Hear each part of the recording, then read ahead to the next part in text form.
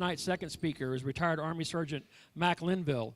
He was an infantryman and as a combat veteran, serving in Operation Iraqi Freedom and Operation Enduring Freedom. Let's give him a round of applause for that. His day job is marketing for Farmers Insurance, and you can find him bartending at Tilly's Pub. He's the father of 4 children, and in his spare time, which there isn't much of, he's an avid Dungeons & Dragons player and Nerf competitor. Help me welcome to the stage Mack Linville.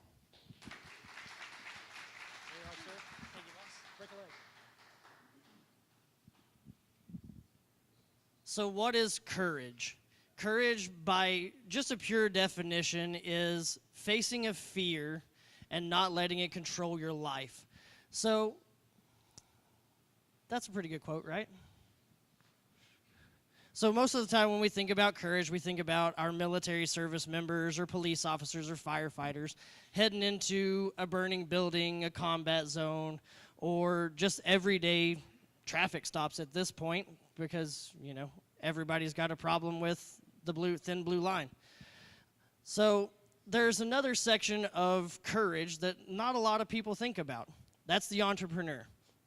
And as entrepreneurs and small business owners or anyone facing any kind of trouble outside of those aforementioned job sets, we don't really too much think about the courage aspect. How many of you here have ever been to what you would call a Shark Tank? Like you're going and you're pitching an idea to someone who is a potential investor. I got one. Thank you, Chris. So that takes a great more deal of courage than a lot of people understand that it takes.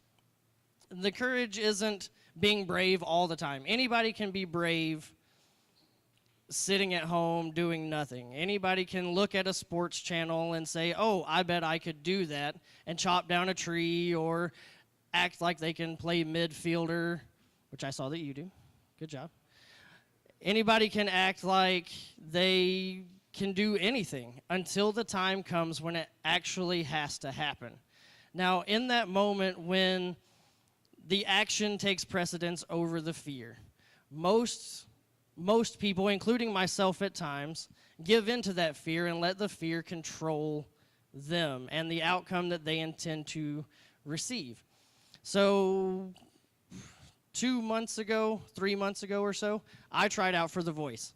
This is way more stressful than trying out for The Voice because I know I can sing, sort of, I guess, but speaking in front of someone is extremely difficult because you don't have that backer to say, hey, I've practiced this more times than I could ever imagine, and I've sang in the shower 15,000 times. Or you do karaoke. Singing or doing anything other than what you're normally expected to do takes a great more deal of courage than doing your everyday mundane activities. So it's easy to stand in a crowd and blend in, but true courage comes in the act of taking leadership and taking that responsibility of actions of other people. Most of your managers, most of your small business owners take that opportunity to represent the courage to their subordinates and show that they can be courageous and hold that bravery and hold that standard in the face of today's marketplace. And so I would encourage all of you to take that time to sit down with someone who might seem like they're not getting along, but that's not really what I would want to say.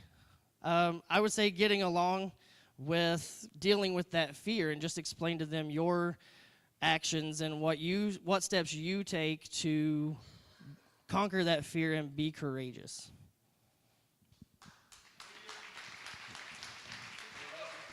You did great.